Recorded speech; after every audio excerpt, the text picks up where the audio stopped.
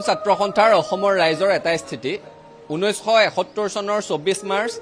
তাৰ আগত অহা সকল থাকিব তাৰ পাছত অহা সকল হিন্দুৱে হওক মুছলমানে হওক অসমৰ পৰা যাব লাগিব ইয়াত আৰু দুটা স্থিতিৰ প্ৰশ্নই আহিব নোৱাৰে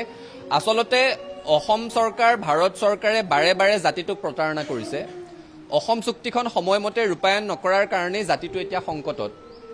85 চনতে স্বাক্ষৰ হোৱা চুক্তিখন যদি 40 বছৰ ৰূপায়ণ নকৰাকৈ পেলাই নথলেহেঁতেন তেতিয়াহলে আজি অসমৰ জনগাঁথনি এই ধৰণৰ হলনি নহলহেঁতেন অসমৰ সত্ৰ সংৰক্ষিত বনাঞ্চল চৰকাৰী মাটিত এই ধৰণৰ বাংলাদেশীৰ দপদপনি নচলিলহেঁতেন অসমতে অসমীয়া ভাষাটোক সংখ্যালঘুত পৰিণত কৰি দিম বুলি কোনোবা অপশক্তি আমাক ভাবুকি দিব নোৱাৰিলেহেঁতেন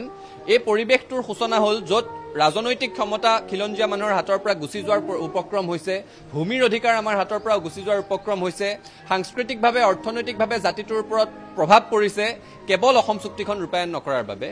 অসম চুক্তিৰ প্ৰতিটো দফা আখৰে আখৰে ৰূপায়ণ কৰিম বুলি প্ৰতিটো ৰাজনৈতিক দলে প্ৰতিশ্ৰুতি প্ৰদান কৰে নিৰ্বাচনৰ আগত